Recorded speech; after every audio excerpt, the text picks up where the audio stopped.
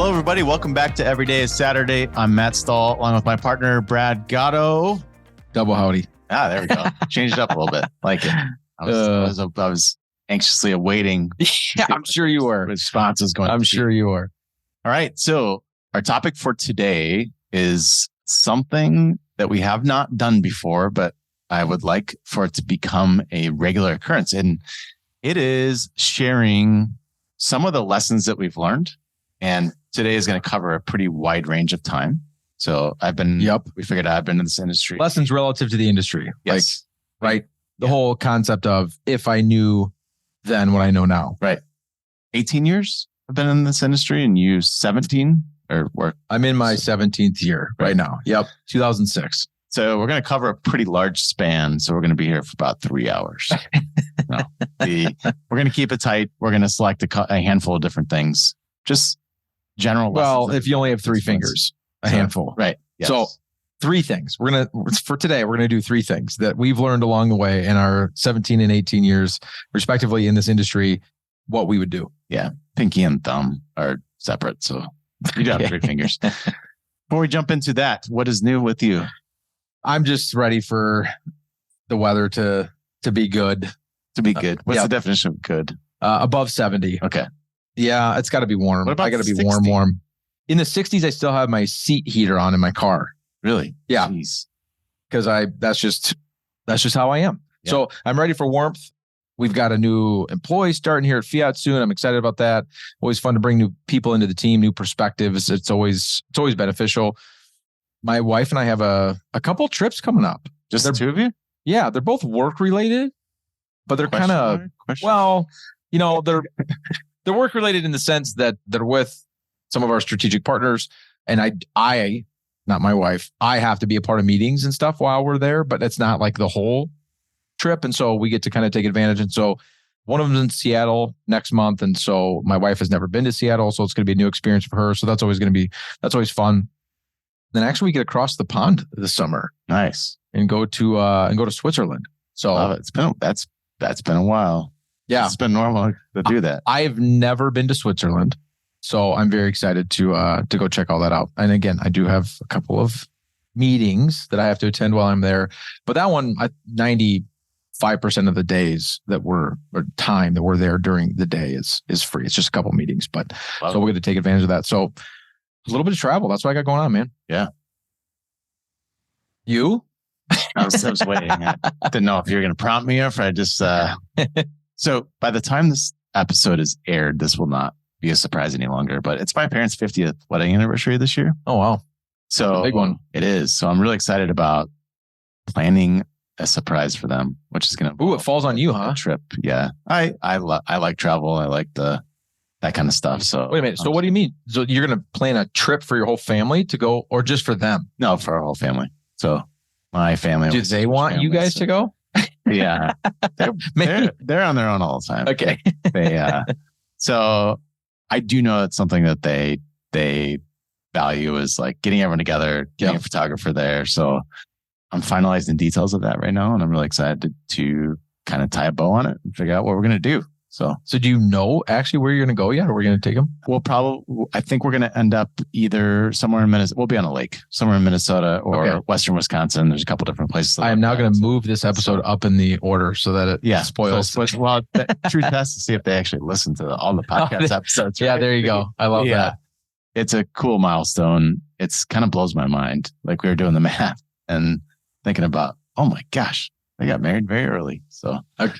Well, we should start makes me think we should put Easter eggs like that in all of our episodes. We should. If certain people are listening. Yeah, I love that. Yeah. Katie, I bought another boat. Another boat? I own a sailboat. You still have that? I do, yeah. Have you used it? No. Long story there. Yeah, it's in storage, but I am, I do have plans to get out. Okay. With a few sailing lessons this year. So okay. Step number. How long ago did you buy that sailboat? 2019. So 2019 and zero usage. So 2020, COVID. Well, people were still using boats. That's exactly what they were doing. The yacht club was shut down. Long story. It's a long waiting list to get a mooring. And my first opportunity would have been last year. And I didn't make it happen. So Yeah. I don't know what a mooring is. It's like, it sounds boring. you don't launch a sailboat because you missed my joke in there. It's very dry. It's very mooring. Yeah, it rhymes. Okay. It rhymes. I don't actually. Okay.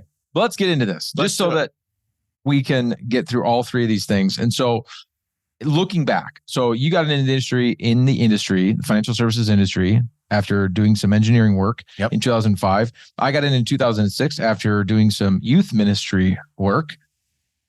And now we're going to kind of look back and reflect and say, okay, over the last 17 to 18 years, what have you learned, or what do you wish that you knew then that you know now, or what maybe would you have done differently? So Matt, you're up first. What's one thing that you might change, or that you're, at least at this point, I would say, happy that you've learned and are doing things different now? Yeah, absolutely. So first thing is, oftentimes when you tell someone you're a financial advisor, or I thought this as well, one of the first things that your mind goes to is the investment side of things, stocks, bonds. Sometimes it's the only thing your mind goes to. Well, yeah. And unfortunately, that's kind of the case in some areas still. But that's where I was also guilty of this, of first assuming that was really what you did. And there's a quote that illustrates what I'm going to talk about almost perfectly. And it's Oliver Wendell Holmes. Let's see if you can get it. I know. I'm waiting. I thought you would jump in. Ready? Yeah. No, you go first. Okay.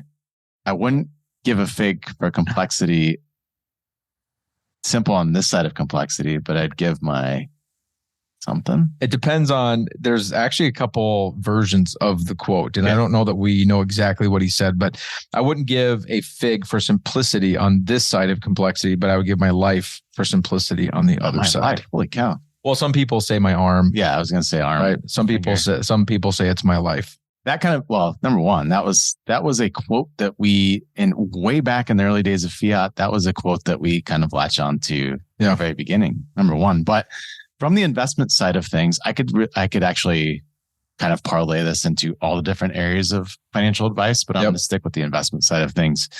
My experience has followed that quote almost verbatim as I look over that arc of time. So if I look from 2005 up to 2023, in the beginning, my understanding and my thought process around the role that investments played in financial planning was very simple, because I didn't know anything.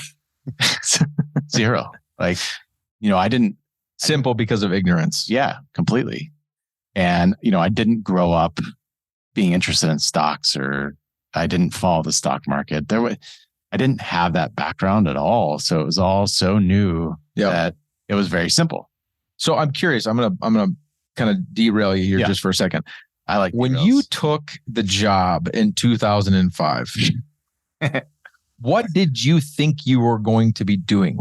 What was the picture in your head of what it meant to be a financial advisor at the time? We were both at Ameriprise Financial. Right. You know what hooked me in was the people part of it. So it was. But what did you think you were going to be doing? When you thought about your day to day and what your job was, what did that look like to you? That I was going to do some marketing and bring some people in, and then everyone else is going to take care of everything else. Oh man. I had no idea. I didn't no idea. I think that was part of it too. It was also completely foreign to me. It's completely out there that I didn't understand it enough to even have a concept at all. So, well, yeah, I remember calling Christy, my wife, and saying, "Hey," on my flip phone, and saying, "Hey, I got the job." And she's like, "That's awesome. What do you do?" And I'm like, "I have no idea." I hadn't ever even watched a movie. Like some people are like the old movie Wall Street, or more recent, like The Wolf of Wall Street and movie. I hadn't even seen any of those movies. Yeah. So I had no idea what it meant. I didn't know if I was a stock picker, if I was selling pink sheets, and dialing people. Right. I literally had no idea. Same thing. And all I knew is that I was supposed to get in front of as many people as possible and have conversations with them. And that sounded pretty good. What did you think your value proposition was once you got in front of those people? I don't think that I even had that. I don't even if you had asked me what that was back then, I probably would have looked at you with a blank stare. Yeah, but if you're going to get in front of these people, what are you going to say to them? Like, what do you like? Okay, now you are in front of them. Right. Now what? That's a good. Let me put myself back. My mutual fund can beat up your mutual fund. So I don't think that I was even to that point. I think it was, hey, you're probably going to want my help because these things are kind of complex. Because they seem really complex because I don't understand them yet either. And I think we get along. We hang out while we're hanging out. We're having a good time. So why not do this with me? Do what? Financial planning. What's that? Yeah. I think, well, I'm putting you on the spot. So I know I am, but I think when the timing of when we came into the industry. So we did come into a bigger firm that was pushing the financial planning side of things. Yeah. So I think it was actually really fortunate timing wise that it was a 6-step process. Yes. Nice. You remember all the steps? The first one was a PMM. Yep. Personal money management meeting. Yeah. Next one was data gathering. Yeah. It was data gathering. Yeah. Implementation. But that's all I remember selling is that, right? Because then the rest of the details came to your managers and people that knew somewhat what they were talking about. But the other thing that stands out to me, Matt, when you're talking about the investments is I have this very vivid memory of working because as a brand new advisor, we both got coaches, right? And so with my first advisor coach in my office, and I had a prospect and we were building a quote unquote plan for this prospect. And these plans, you remember we printed them out and they were like, I don't know, 70 pages, 80 pages long. Yeah. And then you had to go to the machine, punch all the little holes in it and put the binder in it. Not like a 3-ring binder, like those spirals, those spiral things. And we had to like build this book for these people. And it was crazy. And you didn't even get a computer when you started. Like we had to share a computer. My desk was literally just pens and pencils. Yep. But you would get these books. And I remember we used Morningstar to do some investment analysis. And all I remember being told what to do was I wanted to get the portfolio, the aggregate risk return of the portfolio in the upper left-hand quadrant. Now, that may mean nothing to most of you. And but that's because it means nothing. Like it doesn't actually solve a problem. But it doesn't mean nothing. But what it's referencing is that the portfolio is getting a better return with less risk than whatever benchmark you're comparing it to. So if you're in the upper left-hand quadrant, aggregately, better return, less risk than the benchmark. Now, usually what you were building wasn't anywhere near what the benchmark is anyway. So it was apples and kumquats, but like that was my version of financial planning. Like we were rock stars if I could just sit there and mess around with a different allocation of mutual funds and get them into the upper left-hand quadrant. I wasn't there. It was mind-blowing to me though. I was like, oh man, look how awesome this is. Like I thought I was solving the world's problems. I think that my sole purpose at that point was to get in front of as many people as I possibly could, and then again turn it over and let someone else take it over. Which is when you think about what you just said and what I just said, you would think I was the engineer and you were the youth pastor. Yeah. Yeah, exactly. I'm sitting here nerding out on some of the numbers stuff, and you're like, I didn't care. I just wanted to get in front of more people. Says the engineer. Well, so let me take you over the arc. So in the beginning, I was told just focus on what your job is, get as many people in here, build relationships. Okay, got it. I'll do everything I can. I'm going to be as creative. Sounds to me like you're a better manager than me.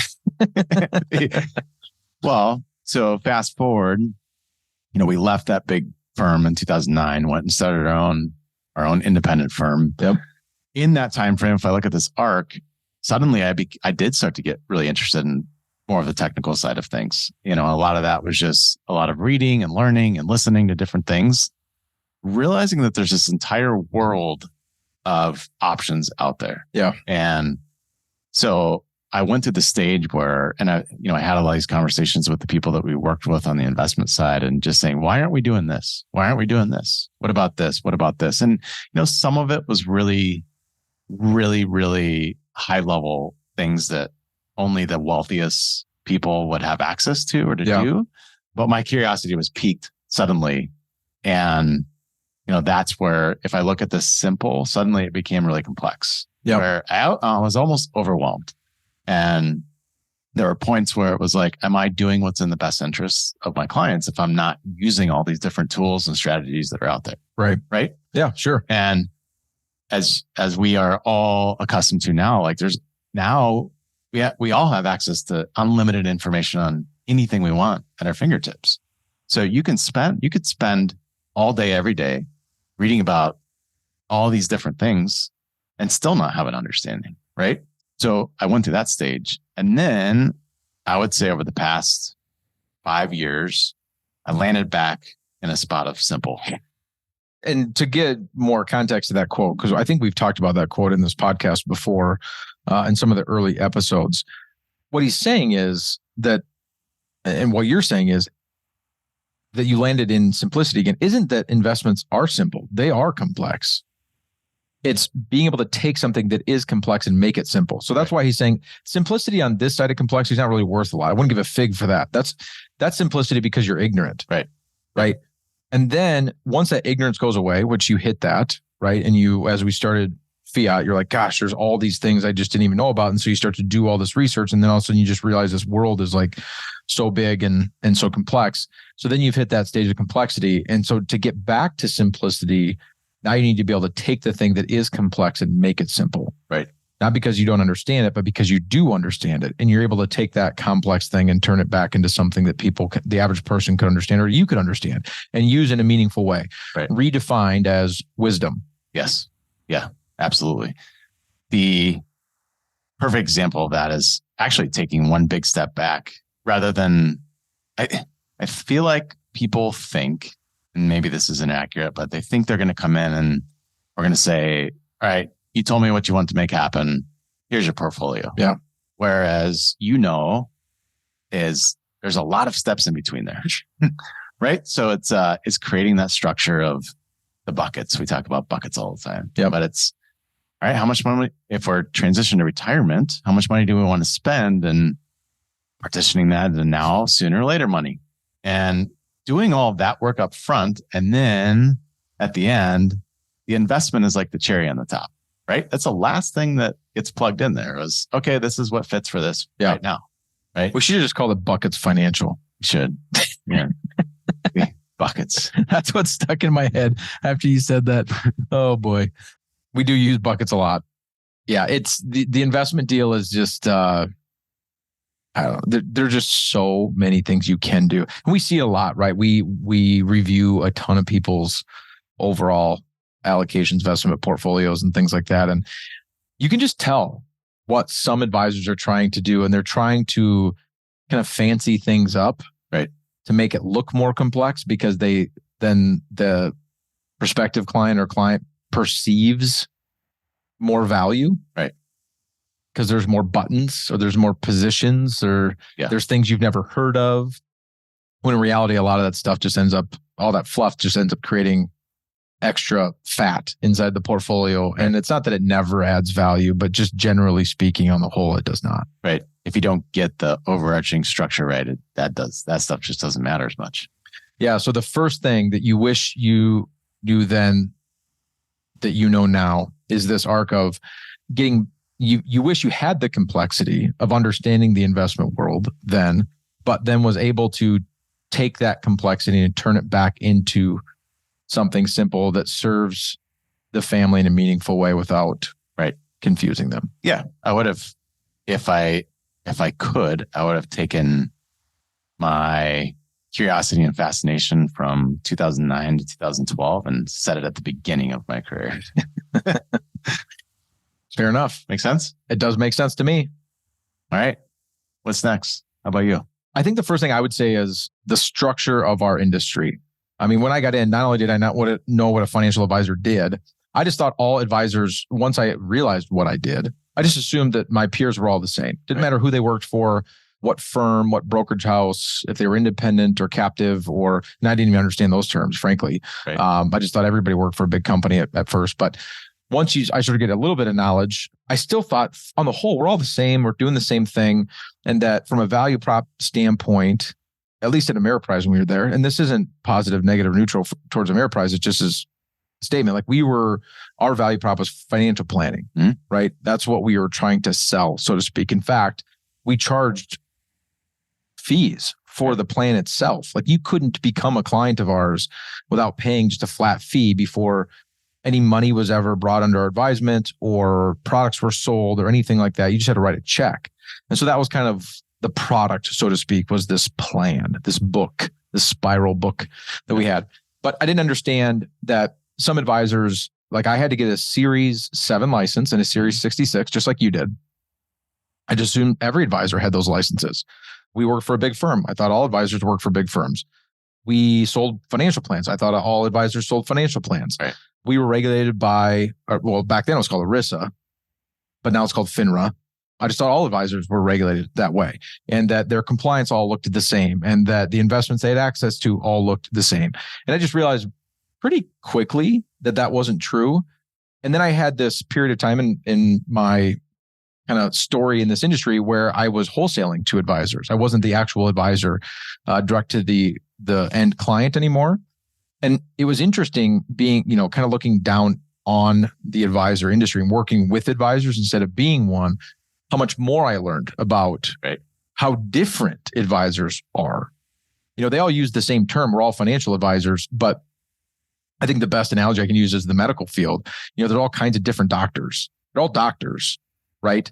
But they have very different specialties. And just because you go to if you have cancer, you're not going to an ENT doc, and if you have a sore throat, you're not going to an oncologist, right? They're really, really good at a certain thing. And it makes a ton of sense when you think about it from a medical standpoint, because our bodies are so complex that having doctors that specialize in one area and just do that one thing super well makes a ton of sense, because you can't possibly have that level of knowledge about everything that could go wrong with the human body. Yep. I feel it's the same way in our world. Absolutely. Like, you cannot possibly know everything there is to know about all things financial. We just got a question this morning as an example about a mortgage that this particular family we work with is trying to take out, trying to buy a second home. And I mean, part of me wanted to be able to answer that question. The other part of me is like, that's not my specialty. Like, that's not what we do. I'm not that doctor. Right. But also how we were licensed and structured. And, we had these, you and I both had a Series 7 and 66 license. That was the securities exams that we had to take to get into the industry. Well, there's all these other licenses, which makes sense when you really stop and think about it, because you don't go from 7 to 66. There's probably a bunch of tests in between there and different licenses. Yeah. Right. Why would one be called a 7 and one be called a 66 if there wasn't also like a 6 and a 65 and a whatever? So there are all these other exams, but they all mean something different, and they all allow advisors to do something different. I didn't know that. Right. I didn't know that you could do business through a broker dealer, that you could do business through a registered investment advisory firm, and that if you didn't own those firms, that you were called a registered rep of a broker dealer, or that if you didn't own the RIA, you were considered an IAR, an investment advisor representative of the RIA. Like, I didn't know any of that stuff. And I don't expect, I purposely went through that quickly to kind of try to confuse people because it's ridiculous. Right. But what the end consumer doesn't know or understand is what that means to them. And I didn't even understand as an advisor what it meant to me. So in short, to answer your question, what I wish I knew then that I know now is all the nuances of the industry and how you could structure yourself to do business, how you could license yourself to work with your clients or the families that you serve. Because right now, as an example, at the end of this rainbow is Fiat is currently our own RIA, we are our own registered investment advisory firm. That just happened last year.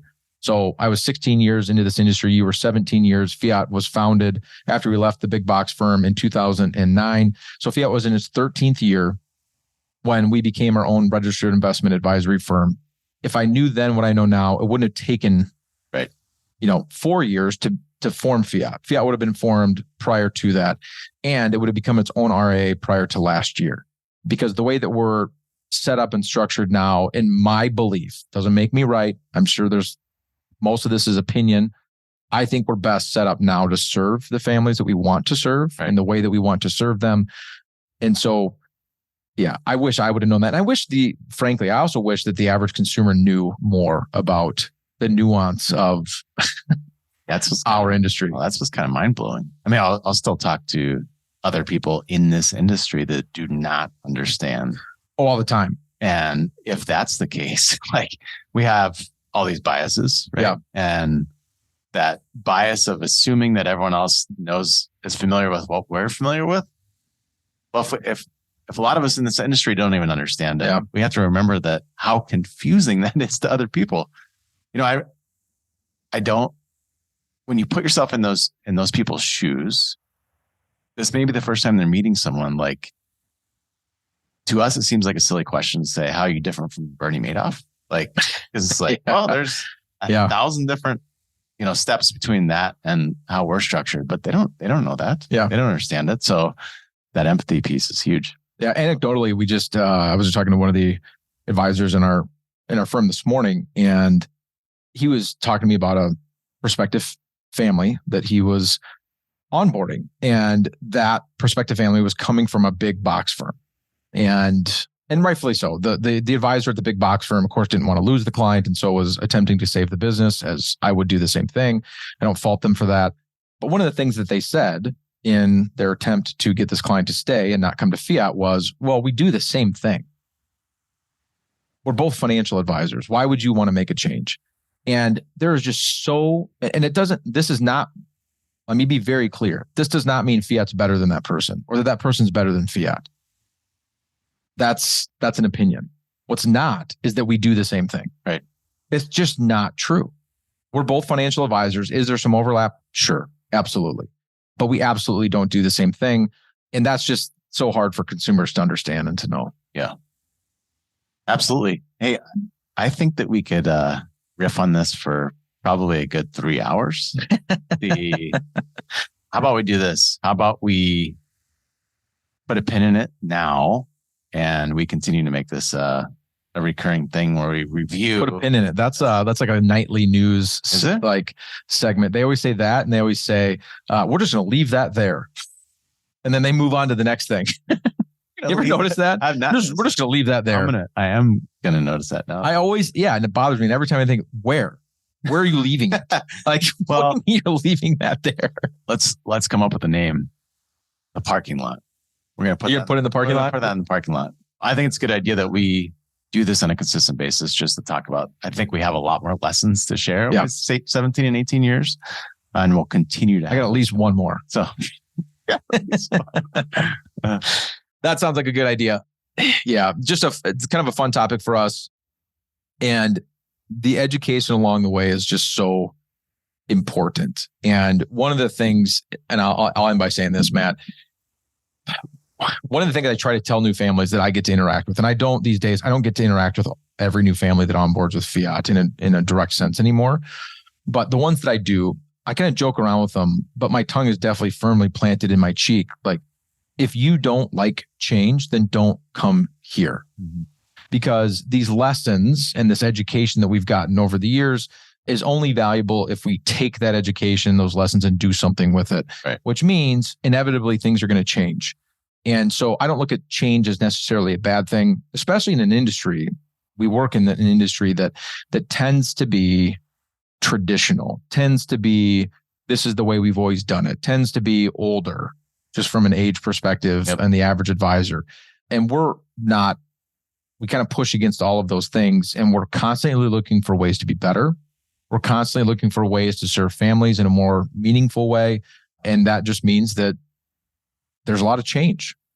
And so these lessons that we learn along the way that we'll bring to you are the things that are driving a lot of the decisions and the changes that we're making here at Fiat, and we will continue to make. That is my only promise as the CEO of this company, is that change will be the only consistent thing that we have, but only because it's an effort to constantly be the best version that we can be for the families that we work with. So I love it. That said, thanks for joining us for this episode of Every Day is Saturday. Hopefully that was a fun one for me, but I have no idea if it was fun for you. So I hope that it was, but you should just tell us. If you're listening to these episodes, please reach out to us and let us know how we're doing. Let us know what you're finding interesting, what you're not finding interesting. We would love to get some feedback from y'all about some of these topics. And if you have anything that you want us to talk about, let us know about that. We would love to take some suggestions from some of our listeners of topics they would like to have us cover or things you'd like for us to talk about. So just let us know. hello@fiatwm.com is the general email inbox that you can email. hello@fiatwm.com. You can find more information about us and our firm at our website, which is just fiatwm.com. There's a bunch of free resources there for you too. Obviously, we've got this podcast. We're putting blogs out constantly. We do educational workshops over Zoom that are free to attend. We're just trying the best that we can to provide as much education as we can and make a meaningful impact to the people that come across our firm, even if you're not a family that we work with directly. So again, thanks for joining us. Feel free to subscribe. Feel free to share. Do what you got to do. But between now and the next episode, we'll see all of you next Saturday. Thank you for listening to Every Day is Saturday. Click the subscribe button below to be notified when new episodes become available. The information covered and posted represents the views and opinions of the guest and does not necessarily represent the views or opinions of Fiat Wealth Management. The content has been made available for informational and educational purposes only. The content is not intended to be a substitute for professional investing advice. Always seek the advice of your financial advisor or other qualified financial service provider with any questions you may have regarding your investment planning.